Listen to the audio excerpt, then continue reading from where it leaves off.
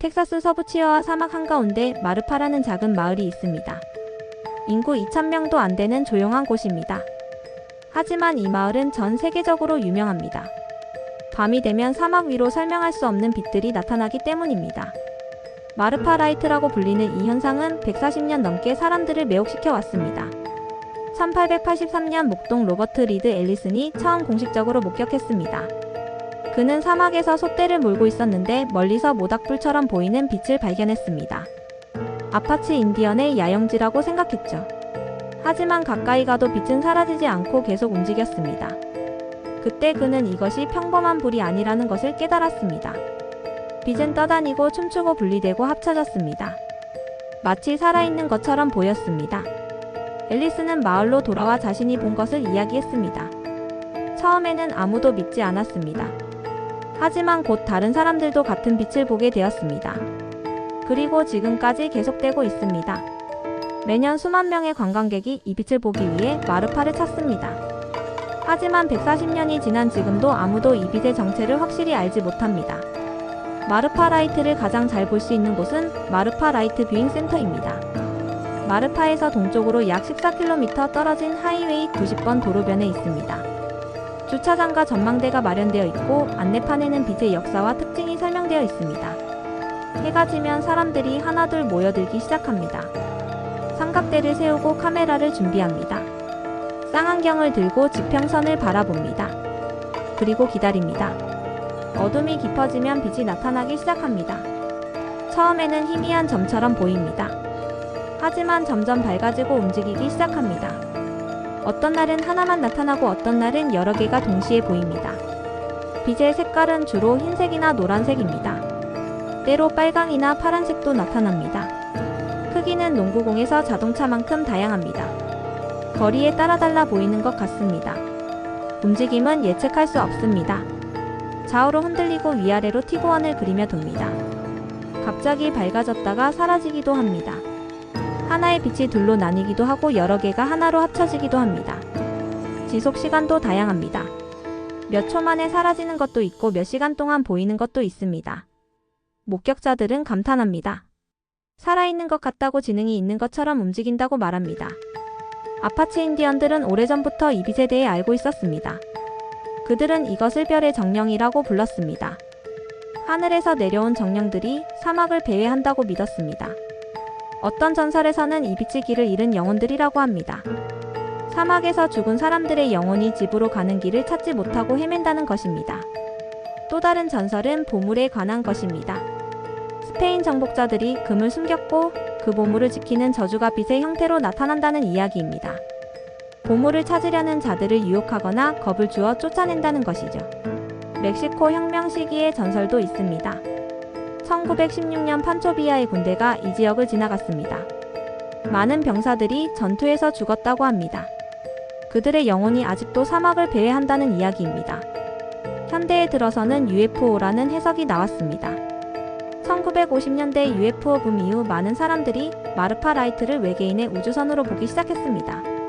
특히 로스웰 사건이 있었던 뉴멕시코가 가까워서 더욱 그랬습니다.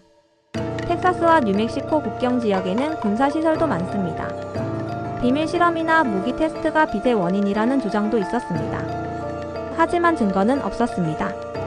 과학자들이 여러 차례 조사에 나섰습니다. 1973년 텍사스 대학교 물리학과 학생들이 체계적인 관찰을 시작했습니다. 그들은 여러 밤을 현장에서 보내며 빛을 기록했습니다. 삼각 측량법을 사용해 빛의 위치를 추정하려 했습니다. 하지만 빛이 너무 빠르게 움직여 정확한 측정이 어려웠습니다. 그들은 자동차 전조등 가설을 제시했습니다. 67번 도로를 달리는 차량의 불빛이 대기 굴절로 인해 떠다니는 것처럼 보인다는 것이었습니다. 특히 온도 역전층이 있을 때 빛이 휘어져 이상하게 보일 수 있다고 설명했습니다. 이 이론은 일부 사례를 설명할 수 있었습니다. 실제로 67번 도로가 보이는 방향에서 빛이 자주 관측되었습니다. 하지만 모든 것을 설명하지는 못했습니다. 자동차가 다니지 않는 시간에도 빛이 나타났습니다. 자동차가 발명되기 전인 1883년부터 목격되었다는 점도 설명할 수 없었습니다. 2004년 텍사스 주립대학교 연구팀이 더 정교한 조사를 실시했습니다. 그들은 고해상도 카메라와 GPS 장비를 사용했습니다. 관측된 빛의 약 90%는 67번 도로의 차량으로 확인되었습니다. 하지만 나머지 10%는 설명할 수 없었습니다. 그 빛들은 차량이 다니지 않는 지역에서 나타났고 움직임도 달랐습니다. 다른 과학적 가설들도 제시되었습니다. 첫째는 대기 반사 현상입니다. 멀리 떨어진 마을이나 석유 시추 시설의 불빛이 대기층에 반사되어 보인다는 것입니다. 마르파 남쪽에는 프레시디오라는 마을이 있고 여러 석유 시설들이 있습니다. 이런 인공 광원들이 특수한 대기 조건에서 떠다니는 것처럼 보일 수 있다는 설명입니다. 둘째는 정전기 방전입니다. 사막의 건조한 공기에서 먼지 입자들이 마찰하면 정전기가 발생합니다. 이것이 방전되면서 빛을 낼 수 있다는 이론입니다. 세인트 엘모의 불과 비슷한 현상일 수 있다는 것이죠. 셋째는 인광 광물입니다. 사막의 특정 광물이 낮 동안 태양 에너지를 축적했다가 밤에 빛을 낸다는 가설입니다. 하지만 이런 광물이 움직이는 빛을 만들 수는 없습니다. 넷째는 지진광입니다. 지각 변동으로 인한 압전 효과가 빛을 만든다는 것입니다. 하지만 텍사스 서부는 지진 활동이 거의 없습니다. 다섯째는 메탄가스입니다. 지하에서 새어나온 천연가스가 자연 발화한다는 이론입니다. 하지만 사막에서 메탄이 지속적으로 발생할 가능성은 낮습니다. 여섯째는 플라즈마 현상입니다. 특수한 대기 조건에서 공기가 이온화되어 플라즈마 구체를 형성한다는 주장입니다. 이것이 가장 유력한 과학적 설명 중 하나입니다. 구상번개와 유사한 자연 현상일 수 있다는 것입니다. 2014년 한 물리학자가 흥미로운 이론을 제시했습니다. 칼 코르테노스트는 마르파 지역의 독특한 지형과 대기 조건이 자연적인 광학 렌즈를 만든다고 주장했습니다.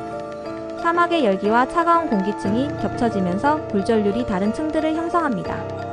이것이 프리즘처럼 작용해 멀리 있는 빛을 왜곡하고 증폭시킨다는 것입니다. 그는 컴퓨터 시뮬레이션으로 이 효과를 재현했습니다. 결과는 마르파 라이트와 유사했습니다. 하지만 여전히 모든 특징을 설명하지는 못했습니다. 특히 빛의 복잡한 움직임과 분리 합병 현상은 설명하기 어려웠습니다. 일부 연구자들은 여러 현상이 복합적으로 작용한다고 봅니다. 대부분은 차량 불빛과 대기 굴절의 조합이지만 일부는 자연 플라즈마나 다른 미지의 현상일 수 있다는 것입니다. 마르파 라이트는 단일 현상이 아니라 여러 다른 현상들의 집합일 수 있습니다. 목격자들이 보는 것이 매번 같은 원인은 아닐 수 있다는 설명입니다. 이것이 왜 설명하기 어려운지를 보여줍니다. 하나의 이론으로는 모든 사례를 포괄할 수 없기 때문입니다. 마르파는 이 미스터리 덕분에 독특한 문화를 발전시켰습니다. 마을 자체가 예술의 중심지가 되었습니다. 1970년대 미니멀리즘 예술가 도널드 저드가 이곳에 정착하면서 예술가들이 모여들기 시작했습니다. 지금은 작은 사막마을에 현대 미술관과 갤러리들이 있습니다. 독립영화제도 열립니다.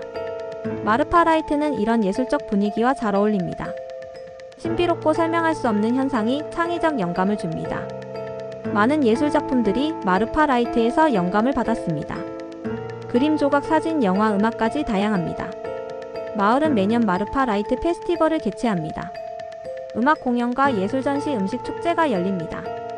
밤이 되면 모두 함께 사막으로 나가 빛을 관찰합니다. 공동체의 유대감이 형성되는 순간입니다. 지역 경제도 이 현상에 의존합니다.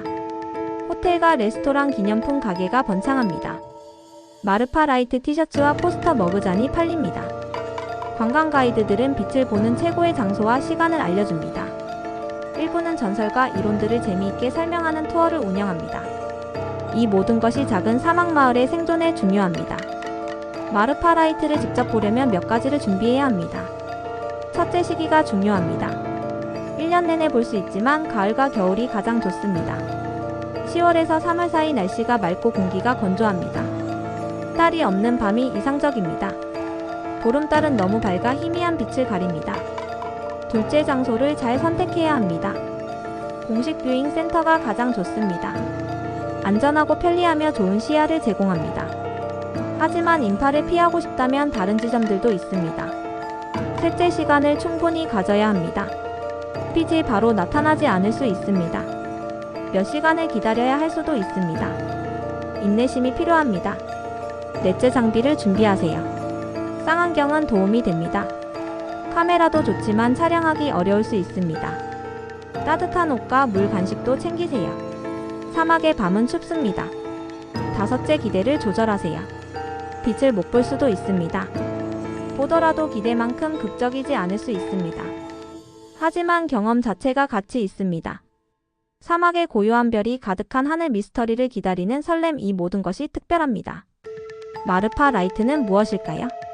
과학적 현상일까요? 초자연적 무언가일까요? 아마도 대부분은 설명 가능할 것입니다. 차량 불빛, 대기 굴절, 착시 등으로 말이죠. 하지만 일부는 여전히 미스터리로 남아있습니다. 그리고 그것이 중요합니다. 완전히 설명되지 않는 무언가가 존재한다는 것, 우리의 지식이 아직 불완전하다는 것, 세상에는 여전히 발견할 것이 남아있다는 것 말이죠. 마르파 라이트는 그런 가능성을 상징합니다. 작은 텍사스 마을의 작은 빛이지만 큰 질문을 던집니다. 우리가 현실이라고 부르는 것은 얼마나 확실한가? 우리의 감각은 얼마나 믿을만한가? 과학이 모든 것을 설명할 수 있는가 하는 질문들 말입니다. 답은 모릅니다. 하지만 질문을 던지는 것 자체가 의미 있습니다. 그것이 우리를 성장시키기 때문입니다. 140년 동안 마르파 라이트는 사람들을 매혹시켜 왔습니다. 앞으로도 계속 그럴 것입니다. 언젠가 완전히 설명될지도 모릅니다. 하지만 그때까지 이 빛은 텍사스 사막의 밤을 밝히며 우리를 부를 것입니다. hla서브라고 궁금해하라고, 경이로하라고 말이죠. 당신도 언젠가 마르파를 방문한다면 꼭 사막으로 나가보세요. 어둠을 기다리고 지평선을 바라보세요. 어쩌면 당신도 그 신비한 춤추는 빛을 볼 수 있을지 모릅니다.